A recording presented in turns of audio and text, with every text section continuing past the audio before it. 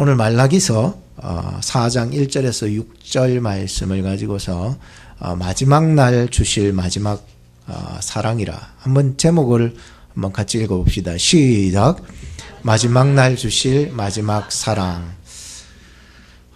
저는 아직까지 많이 못 살았습니다. 여러분들에 비하면은 그래도 아직 살아가야 할 날들이 더 있기에 과히 제가 마지막 날 주실 마지막 사랑을 어떻게 전할 수 있겠습니까? 그렇지만 말라기서의 마지막 구약의 선지자의 메시지를 통하여서 하나님의 그 사랑을 말씀을 통해서 전하고자 하는 것입니다. 오늘 본문에는 세 가지 날을 말씀하고 있죠. 첫째는 1절 말씀에 극렬한 풀무불 같은 날이 나타나고 있습니다. 여러분 마태복음 3장 11절을 보면 알고 근무와 곡간에 쭉정이는 모아 꺼지지 않는 불에 태워버리신다. 그러니까 극렬히 타는 그러한 날이 이르게 된다는 거예요. 두 번째는 3절에 보면은 나의 정한 날이 나타나고 있습니다. 이건 하나님이 타작은 그냥 하나님이 이제 마지막 심판 때에 알곡과 쭉정이를 골려내시기로 작정한 그날, 이게 하나님이 정하신 날. 예전에 어릴 적에 초등학교 때 선생님이 너희들 요번 중간고사 잘 봐라 했는데 저희 반이 제일 꼴찌를 해버린 거예요. 그러니까 선생님이 작정을 하셨더라고요. 그 작정이라는 말, 이게 하나님이 정하신 그날을 바로 이 작정하셨다. 그러니까 어디서 가져오셨는데 이제 길다란 나무를 가져와 가지고 깎기 시작하는 거예요. 우리 앞에서 그날. 근데 우리가 매를 맞는 것보다도 그 매를 긴 짝대기를 깎고 계시는 선생님의 모습 앞에 떨려버린 거예요. 너무 무섭더라고요. 한 대 맞아버리고 말지 그거는 쉬울 수 있어요. 그러나 하나님이 작정하시고요, 매를 들기로 작정하셨을 땐 그것만큼 두려운 게 없어요. 하나님이 정하신 날이 있다는 거예요. 세 번째는 5절 말씀이 나타나는데 여호와의 크고 두려운 날이라 이렇게 얘기를 하고 있습니다. 마치 하나님께서 마지막 때에 노아 홍수 때에 다 심판하시는 그때 얼마나 사람들이 무섭고 두렵겠습니까? 소돔과 고모라가 다 불로 멸망하는 그때 많은 사람들은 그걸 믿지 않고 피할 수도 없을 그때 얼마나 두려웠겠습니까? 사실 우리가 살아가면서 여러 가지 크고 두려운 때가 얼마나 많겠습니까? 저도 시민권을 칠 때 영어가 잘 안 들리니까 자꾸 모른다 이러니까 너 한 번만 모르면은 페일 시켜버린다는 거예요. 그때요, 제가 새벽 기도하면서 이사야서 43장 말씀을 받고 갔는데 두려워하지 말라고. 안 들리는 것이 처음에 너무 두려웠는지. 근데 두려워하지 말라고 말씀 받고 갔는데 안 들리는 거예요. 그러니까 이게 이게 어디든 하나님 분명히 말씀 주셨는데 왜 이러냐고. 그러니까 그때부터 이제 그 페일 시켜버린다는 말 들을 때부터 정신이 저 사람의 입에 딱 고정이 된 거예요. 그래서 집중해서 듣기 시작하는데 들리기 시작한 거예요. 그래서 너무 감사해요.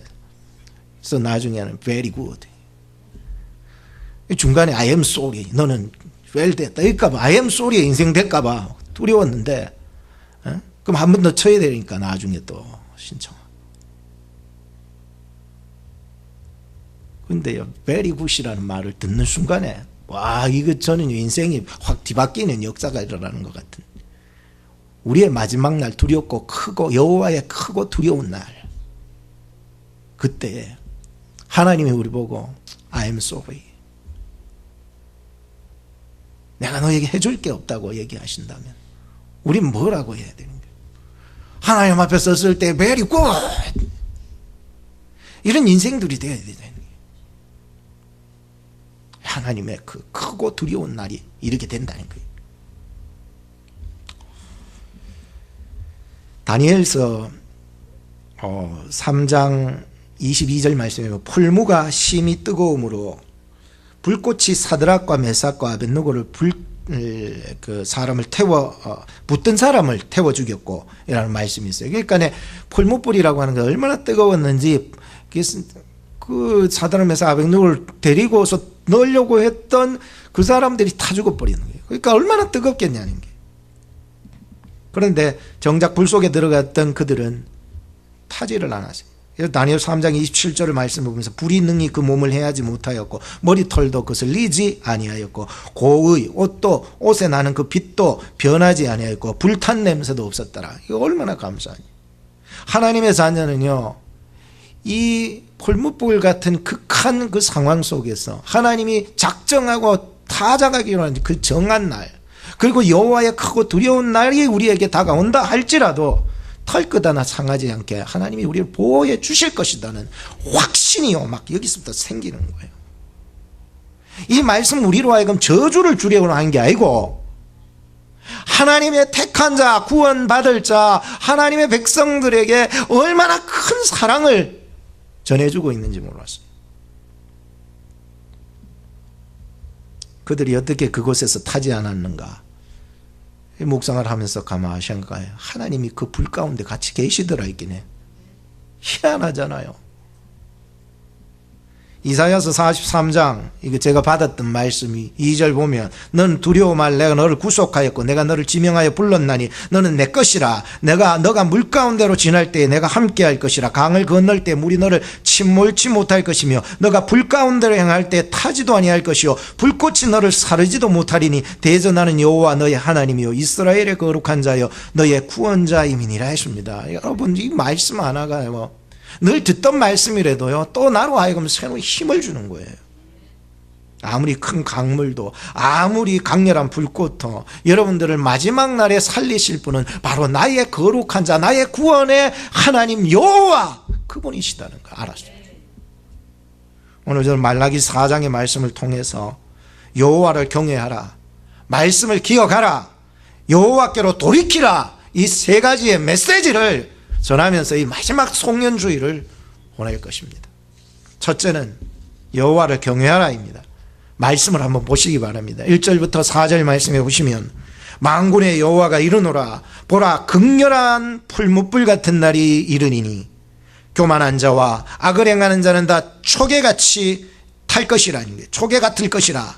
그 이르는 날이 그들을 살라 그 뿌리와 가지를 남기지 아니할 것이로되 내 이름을 경외하는 너희에게는 의로운 해가 떠올라서 치료하는 광선을 발하리니 너희가 나가서 외양간에서 나온 송아지같이 뛰리라. 또 너희가 악인을 밟을 것이니 그들이 나의 정한 날에 너희 발바닥 밑에 재와 같으리라. 만군의 여호와의 말이니라. 하나님이요 극한 상황에 구원하시는 거예요. 극한 상황에 승리자가 되게 하시는 거예요. 극한 상황에 우리를 회복시키고자 하시는 하나님의 말씀이 역력히 보이는 것이에요. 성도는요 두렵고 떨리는 마음으로 하나님을 경외하며 섬겨가야 됩니다. 하나님을 경홀히 여기고 하나님을 업신여기면 큰일 납니다.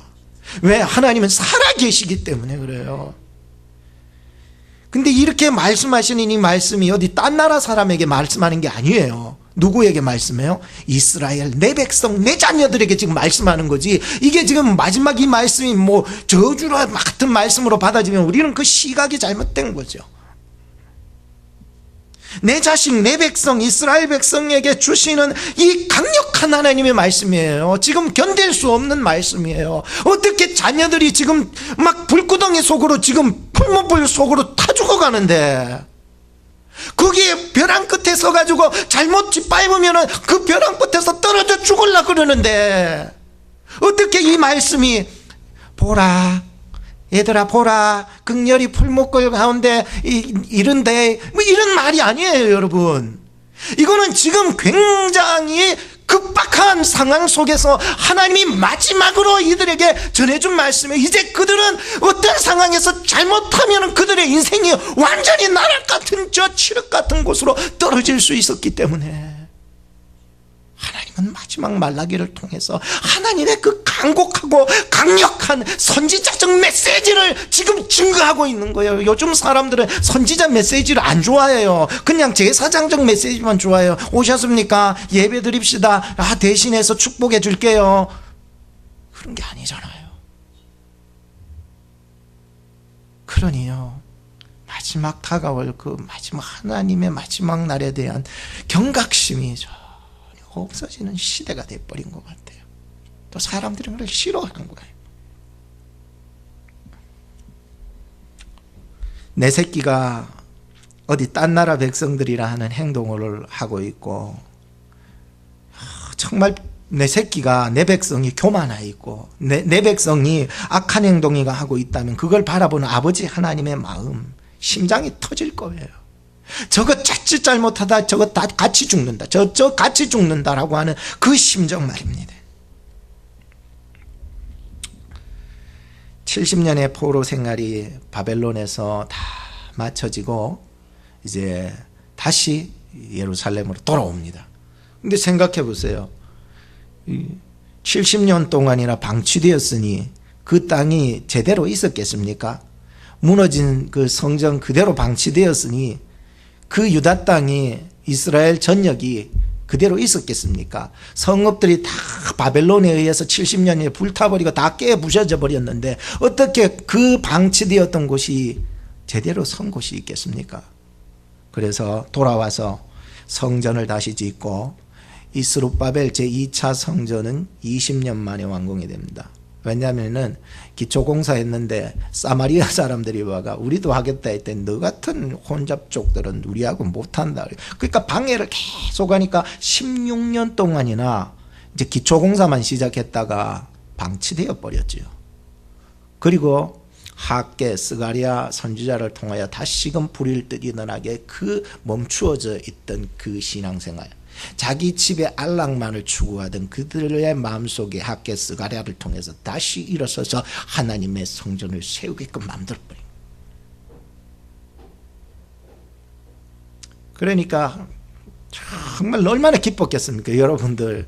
무너졌던 성전이 다시 재건이 되어 제2차 성, 물론 솔로몬 때의 그 웅장했던 그런 성전은 아니었어요. 좀 초라해 보였지만은 그럼에도 불구하고 성전이 완공되었을 때 그들이 얼마나 기뻐했는지 몰라요. 그리고는 에스라 선지자가 와가지고 영적 대각성 운동을 했죠. 그리고 느헤미야 같은 사람이 와서 신앙의 회복 운동을 중간중간에 펼쳐가면서 이루어 나가게 되었잖아요.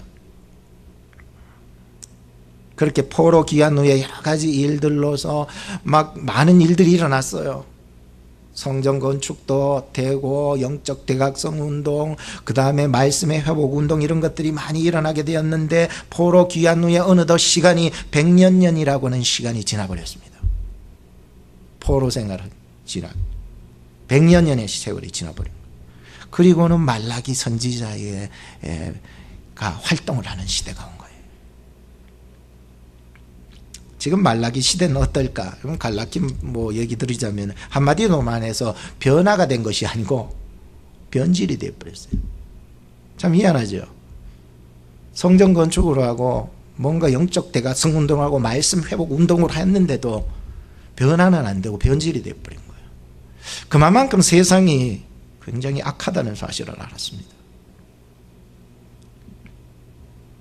전부 다 악한 그런 악성 바이러스가 침투되어 버려서 그렇게 배우고 그렇게 눈물 흘리고 그렇게 기뻐하고 성전의 그 완공을 위해서 얼마나 기도하면서 완공되어서 그렇게 좋아했고 막 여러 가지들이 막 너무나도 신앙의 회복 운동들이 일어나고 말이에요. 느헤미야 때 생각해 보세요. 여러분 너무너무 자고 이방 사람들하고 다 끊어버리고요. 막 이방 사람 끊는다는 거, 그 우상숭배 다 끊어버린 거나 똑같은 거예요. 그래 이런 신앙생활에 막 부흥이 일어나고 했는데 왜 100년의 시간이 이렇게 지난 후에는 왜 변질이 되어버렸냐는 거예요. 더 잘 돼야 되지 않을까요? 하나님께 대들기 시작했어요. 하나님이 언제 우리 사랑했냐고 그런 거예요. 응? 하나님께 불순종하기 시작하는 거예요. 하나님을 의심하고 회의감에 빠져가지고 이제는 신뢰하지 못한다 그래버렸어요. 하나님 우리는 하나님 신뢰하지 못한다고. 더 이상 하나님 신뢰할 뿐이 아니라고. 그러니 형식적으로 예배는 드리긴 드려야 되는데 형식적으로 예배를 드리고요, 자기의 모든 그 신앙생활들이 다 하나같이 변질이 되어버린 거예요. 여러분 생각해, 말라기 선지자가 가슴 탈 수밖에 없는 것이 이게 하나님의 심정이더라고요. 내 자식, 내 백성들이 지금 다시 내 땅으로 돌아와서 다시금 뭔가 시작해서 변화가 되어 가야 되는데 변화는 없고 변질이 되어버렸어요. 얼마나 답답하겠냐는 거예요. 참, 오늘 이 시대에 하나님이 우리에게 요구하시는 게 뭘까? 그 첫 번째가 바로 여호와를 경외하라는 거였어요. 두렵고 떨리는 마음으로 하나님은 살아계시고 신령과 진정으로 예배할 수 있는 그러한 자들을 오늘 찾고 계신 거예요. 하나님이 참 예배자들을 찾고 계시잖아요. 지난 주간에 한 주간 예배 서비스가 없어가지고 시간은 많았어요. 나름대로. 그러면서 영화를 하나 가족들하고 보게 되었는데 버드박스라고, 버드박스라는 그 원래는 소설에서 나온 거거든요. 조시 멜로번이라고 하는 그 사람의 소설에서 이제 영화가 됐는데, 그걸 간략히 얘기하면 이렇습니다. 눈을 뜨고 세상을 볼 수가 없대요. 눈을 뜨고 만약에 세상을 봤다가는 자살 충동이 일어나가지고 다 그냥 스스로 막 충동이 돼서 자기 스스로를 죽이는 거예요. 그러나 지옥 같은 상황 속에서도 반드시 눈을 감고 살면 살 수 있다는 거예요. 그러니까 그 영화에도 보면 안대를 탁 전부 다 눈가리개를 하고 그렇게 산. 주변에 얼마나 많은 유혹의 목소리가 있는지 자꾸만 눈가리개를 풀고 아름다운 세상을 보라는 그런 목소리가 자꾸 들립니다. 만약에 풀게 되면은 자살 충동이 일어나서 죽게 되기 때문에 풀 수는 없고, 주인공은 어린 남매를 데리고서 끝까지 눈가리를 풀지 않고 안전한 끝까지 도착을 한다. 이게 그냥 내용이에요. 간략히. 여러분, 세상의 유혹, 악마의 유혹이 많은 세상이 진실입니다. 내가 뭔가 하나님을 위해서 시작하려고 하고 뭔가 이제 나 하나님을 위해 경외하려고 하는 마음을 시작하다 보면은 세상의 유혹들은 가만두지 않아요. 그럼에도 끝까지 하나님을 경외하는 자에게는 어떤 은혜와 축복을 주신다고요? 2절에 보니까 의로운 해가 떠오르게 하신다는 거예요. 의로운, 하나님을 끝까지 경외하고 끝까지 하나님을 신뢰해 나가고 정말 하나님의 음성을 듣기를 좋아하고 하나님의 것을 보기를 좋아하고 끝까지 하나님을 의지하고 나가는 자에게 의로운 해가 떠오르게 한다는 거예요. 그에게 치료하는 광선을 발한다는 거예요. 외양간에서 나온 송아지같이 뛰게 만들어준다는 거예요. 3절에 보니까 너희가 악인을 빨게 된다. 이게 뭐예요? 승리를 말해주죠. 승리 약속해 주죠. 확신. 내가 분명히 하나님 안에서 승리합니다. 확신이 막 들어오는 거예요. 그날에 너희가 악인을 밟을 것이니 그들이 나의 정한 날에 너희 발바닥에 죄와 같이 되겠다는 거예요. 얼마나 강한 말씀이에요. 그 모든 악한 것들이요, 내 속에 악한 것들이요, 마지막 날에 그냥 내 발바닥 밑에 죄와 같이 밟히게 된다. 이게 미래에 나타날 그 일이 오늘 우리의 현실 속에서도 예수 안에서 이루어지기를 바랍니다. 모든 내 속에 죄악들과 불신들과 오해와 변질들이 내 발바닥 밑에 죄와 같이 밟혀버릴 수 있는 날 말이에요. 그런 인생 말이에요.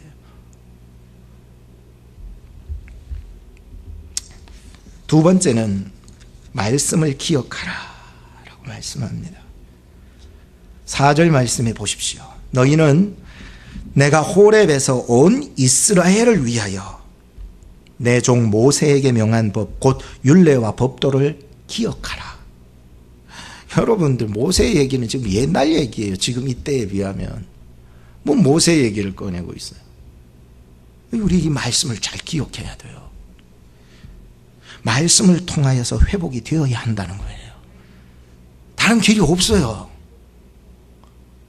자다가 회복되는 걸 못 봤어요. 너무 답답해가 담배 뻐끔뻐끔 피우다가 회복된 걸 못 봤어요. 답답해서 술 먹다가 회복되는 것도 못 봤고요. 더 미쳐요. 하나님의 말씀을 굳건히 붙잡고 그 말씀에 매이고 하나님이 반드시 은혜를 주신다니까요.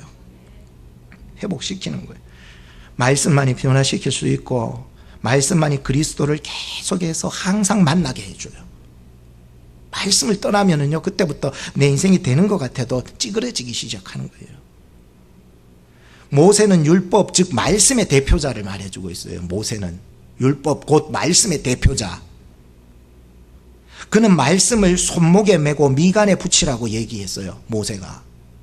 왜? 그거를 미간에 붙이고 손목에다 메고 다니지 않으면 언제라도 하나님의 말씀 멀리하는 순간 그냥 그는 타락하게 돼 있어요. 어쩔 수 없어요. 그리스도를 만나는 비결이 말씀 속에 있더라니까요. 여러분, 그리스도 만나는 게 여러분 인생 아닙니까? 천국에서도 만나기를 바라십니까? 오늘 내가 살아가면서도 예수 만나기를 원하십니까? 그러면 예수를 만나는 비결, 예수 그리스도를 만나는 비결은 말씀에 있다니까요. 왜? 갈라디아서 3장 24절 말씀에 보면 이같이 율법이 우리를 그리스도에게로 인도하는 무슨 선생? 몽학 선생, 가정부 선생님. 진짜 엄마한테 가정부 선생님이 나를 데려다 주는 거예요. 우리로 하여금 믿음으로 말미암아 의롭다함을 얻게 하리. 여러분들, 얼마나 귀한 말씀이에요. 율법은 우리를 그리스도를 만나게 해주는 몽학 선생이래요. 모세를 지금 거론하는 것은 바로 그렇게 얘기하는 거예요. 우리가 예수 그리스도를 만나기를 원한다 하면서, 그리고 성경을 읽긴 읽어도 형식적으로 읽으니까 이게 예수를 못 만나는 거예요. 성경을 읽어도 예수를 만나야 하잖아요. 올 한 해는 어쨌든지 간에 여러분들 성경을 좀 많이 읽고 큐티 생활 해 나가시기를 주님의 이름으로 축복합니다. 큐티책 이렇게 그냥 여러분들 프리로 나눠주긴 하지만 여러분들 이게 집에 그냥 먼지만 쌓여있게 하지 마세요. 하나님 앞에 부끄러울 거예요. 신명기서 6장 1절에서 9절 좀 길긴 한데 한번 들어보시기 바랍니다. 이는 곧 너희 하나님 여호와께서 너희에게 가르치라 명하신 바 명령과 규례와 법도라. 너희가 건너가서 얻을 땅에서 행할 것이니 곧 너와 너희 아들과 너희 손자로 평생에 너희 하나님 여호와를 경외하며 내가 너희에게 명한 그 모든 규례와 명령을 지키게 하기 위한 것이며 또 너희 나를 장국케 하기 위한 것이라. 이스라엘아 듣고 삼가 그것을 행하라. 그리하면 너가 복을 얻고 너의 열조의 하나님 여호와께서 너에게 허락하심 같이 적과 꿀이 흐르는 땅에서 너의 수요가 심히 번성하리라. 이스라엘아 들으라. 우리 하나님 여호와는 오직 하나인 여호와시니 너는 마음을 다하고 성품을 다하고 힘을 다하여 너의 하나님 여호와를 사랑하라. 오늘날 내가 너에게 명하는 이 말씀을 너는 마음에 새기고 너의 자녀에게 부지런히 가르치며 집에 앉았을 때에든지 길에 행할 때에든지 누웠을 때에든지 일어날 때든지 이 말씀을 강론할 것이며 너는 또 그것을 너의 손목에 메어 기호를 삼으며 너의 미간에 붙여 표를 삼고 또 너의 집 문설주와 바깥문에 기록할지니라. 온 천지가 하나님의 말씀으로 도배해버렸다는 거예요. 나의 몸도 마음도. 이게 율법의 정신이 뭔 줄 아세요? 사랑이에요. 사랑. 율법의 정신은 여러분들 올가매려고 한 게 아니라 있겠네요. 모세를 통해 주신 이 모세 오경이요, 우리로 하여금 올가매게 하는 그런 게 아니고 바리새인들이나 그래 만들어버렸지. 자기 규칙들을 만들어서. 그러나 모세에게 준 하나님의 율법은요, 우리를 살리게 하고 우리로 하여금 다시 회복되게 하고 우리로 하여금 진정한 사랑이 무엇인지 가르쳐주는 말씀이 있기 때문이에요. 그래서 율법의 정신 사랑, 위로는 누구 사랑? 하나님 사랑. 옆으로는 이웃 사랑. 이 율법의 정신이에요. 이게 율법의 정신. 하나님, 예수님께서는 바로 이 하나님의 사랑과 이웃의 사랑, 이 율법을 자기를 희생시킴으로 말미암아 십자가에서 완성을 해버렸었어요. 새로 뭐 규칙 만들고 그게 아니에요. 요한복음 19장 30절 예수께서 신 포도주를 받으신 가라사대 다 이루었다 하시고 머리를 숙이고 영혼이 돌아가시니라. 다 이루신 분은 예수님이셨어요. 오늘 우리가 성경을 읽을 때마다 하나님의 사랑, 예수님의 사랑을 맛보아 발견할 수 있기를 주님의 이름으로 축복합니다. 그것이 회복되는 길이고 그것이 부흥이고 그것이 정말로 내 가정도 개인도 사업도 성공하는, 승리하는 비결이 그 속에 있다는 거예요. 예수 만나야 하잖아요.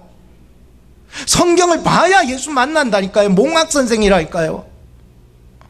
나를 그리스도에게로 분명히 인도해서 만나게 하시는 분이에요. 계시록 1장 3절에 보면 이 예언의 말씀을 읽는 자, 듣는 자, 그 가운데 기록한 걸 지키는 자들이 뭐가 있다고? 복이. 알잖아요. 우리가 너무 많이 들어서 알잖아요. 그 뒤에 무슨 말씀인 줄 알지? 복이 있나니, 지키는 자들 복이 있나니 때가 가까웁니다. 여러분 얼마 남지 않았습니다. 마태복음 7장 24절에 보면 그러므로 누구든지 나의 이 말을 듣고 행하는 자는 그 집을 반석 위에 지은 지혜로운 사람 같으리니 비가 내리고 창수가 나고 바람 부는 날이 와요. 끝장나는 날이 오는데 희한하게도 그 끝장나 비가 내리고 바람이 불고 창수가 나는 그날에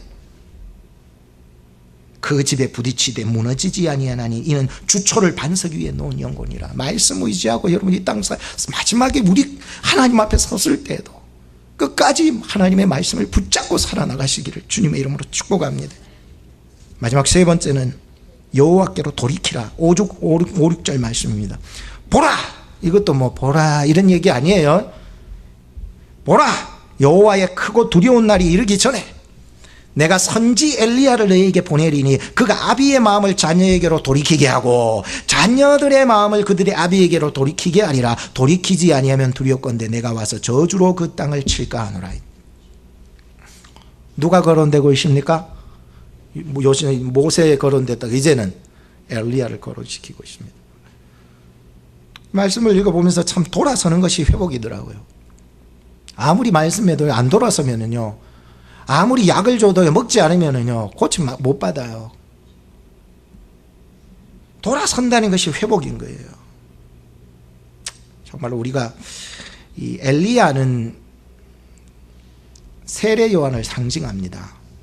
뭐 좀 내용이 길지만 그냥 짤막하게 말씀드리겠습니다. 마태복음 11장 13에서 14절 말씀에 보면 모든 선지자와 및 율법에 예언한 것이 요한까지니 만일 너희가 즐겨 받을진대 오리라 한 엘리야가 곧 이 사람이에요. 예수님이 말씀하셨어요. 그러니까 오리라 한 말라기서 4장에 나타난 일이 엘리야가 바로 예수님을 통해서 해석이 되었는데 엘리야가 곧 세례 요한이라고 말씀해 주셨어요. 예수님께서도 이렇게 세례 요한을 마지막 선지자의 모습으로 최고의 선지자로 모습으로 등극을 시켜준 것입니다. 세례 요한은 그래서 구약 말라기서와 신약 예수님 사이를 잇는 마지막 선지자가 되게 된 거예요. 이렇게 세례 요한이 그렇게 된 거예요. 말라기 선지자가 아니고 세례 요한이야말로 진정히 예수님의 마지막 선지자. 마태복음 3장 1절에 보면 그때에 세례 요한이 이르러 유다 강요에서 전파하여 가로되 회개하라 천국이 가까웠다. 엄청난 메시지. 이 독사의 새끼들 하면서 그때 얼마나 외쳤습니까? 그때 정말로 그 말을 듣고 정말로 회개하는 역사들이 일어나야 된다는 거예요. 회개, 눈물을 흘리며 회개하는 역사들이 일어나는데.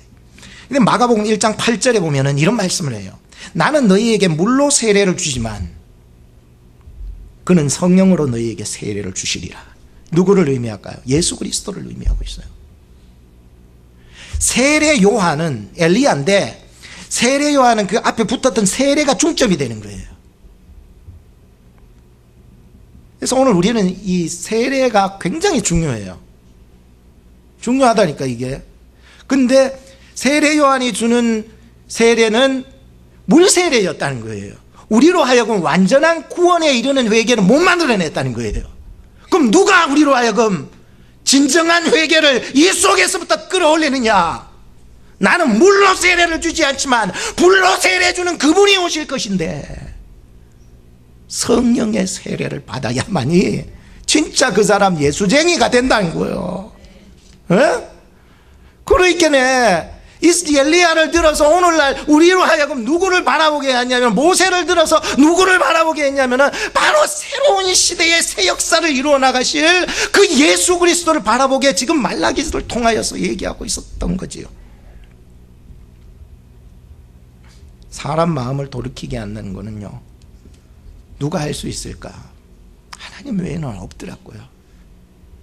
내가 아무리요 사람의 마음을 돌이켜보려고 오만 짓을 다 했는데 정말 이미 결정한 마음들은요 내가 어떻게 할 수가 없어요. 이거 어떻게 사람의 마음도 나는 어떻게 뒤집을 수가 없겠더라고요. 정말 어떤 부부가 이혼의 위기에 있었을 때요, 정말 기도하고 말씀 준비하고 정말 준비할 거 다 준비했다고 생각해서 다가갔는데 내가 생각했던 대로 마음을 돌이키지 않는 거예요, 그 사람들이. 그래서 다시 만나기를 약속을 하고 더 기도하고 갔는데 내 기도의 능력이 그들의 단호한 결정 앞에 완전히 무너져 버렸습니다. 그래서 이번엔 시간을 두고 함께 기도하면서 하나님의 뜻이 무엇인지 발견해 보자고 2주간을 기도 기간을 두고 함께 기도하면서 지냈는데 전혀 개선되는 길이 보이지 않고 그냥 그대로 깨져 버렸습니다. 그때 알았다니까요. 사람의 마음을 돌이키고 회복시키는 것은 전적으로 하나님의 손에 달렸군요.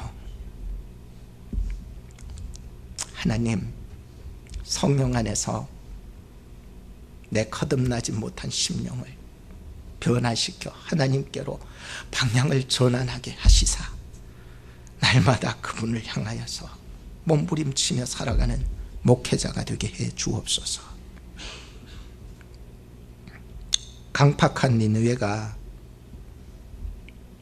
요나가 전한 회개의 말씀을 듣고, 여러분들 그 시대에 니느웨가 구원받았어요. 요나가 중요한 게 아니고요, 하나님이 역사하시기로, 그 사람들 변화시키기로 하나님이 이미 작정을 하고 계획을 세워버렸던 거예요. 요나는 가서 그냥 하루 전도했어요. 하루길 그냥 대충 댕기면서. 저희 아버지께서도 지금은 천국에 계시지만 목사님 제가 어릴 적에 목사님 모시고 전도를 했는데 내 주먹을 믿지 내가 교회 나가나 봐라. 근데 하나님이 하셨다니까요. 하나님이 하셨다니까요. 어쩔 때는 내가 했던 모든 일들이 허무하게 무너질 때가 있어요. 근데 괜히 했나. 그러면서도 하나님 앞에 하나님을 더 의지하고 나가야 되기 때문에. 여러분, 사도 바울이 사울이었을 때 생각해 보세요. 그렇게 위협적이고 살기등등한 사람이 어떻게 변화가 되겠어요? 변화할 수 없어요. 돌이킬 수 없는 사람을 하나님이 하시더라니까요. 이스라엘에 대한 하나님의 말씀을 외적 기록으로는 오늘 본문 6절에서 마지막 종지부를 찍었습니다. 과연 하나님이 구약시대에 마지막으로 하신 말씀이 뭔가? 6절 제일 끝에 보니까 이런 말씀이 있었어요. 돌이키지 아니하면 두렵건대 내가 와서 저주로 그 땅을 칠까 하노라. 이 말씀이요, 구약 성경의 마지막으로 주신 메시지였어요. 그리고는 하나님의 침묵이 들어갔습니다. 더 이상 하나님이 말을 하지 않으셨어요. 말씀을 하지 않으셨어요. 그 어떤 선지자를 통해서, 그 어떤 계시나 그 어떤 것을 통해서도 말씀한 외적 기록이 없습니다. 그냥 하나님이 입 다물어 버리셨습니다.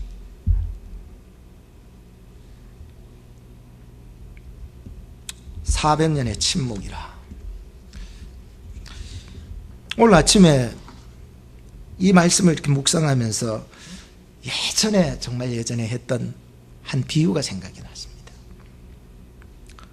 존 케이지라고 하는 그 음악인이 자기의 그 긴 음악의 한 악장 속에 4분 33초라고 하는 무음의 그러한 장르를 만들었어요. 그래서 연주를 쫙 오케스트라로 연주를 하면서 갑자기 연주가 딱 멈춰버린 거예요. 몇 분요? 4분 33초라고 하는 유명한 장르가 있어요. 그러니까 어떤 사람은 그 자리에서 일어나서 나가버리는 거예요. 그럼에도 불구하고 4분 33초를 끝까지 간 거예요. 이해하지 못한 사람들은 지금도 이해를 못하는 거예요. 제가 깨달았어요. 이 4분 33초라고 하는 그 음악 속의 한 장르가 왜 있어야 하는가? 이 저작을 만들었던 음악인의 그 내면의 동기를 읽어보게 되었습니다. 자기는 어떤 조용한 곳에 들어가면 정말 좋을 거라고 생각해서 거기에 정말 들어갔는데 그곳에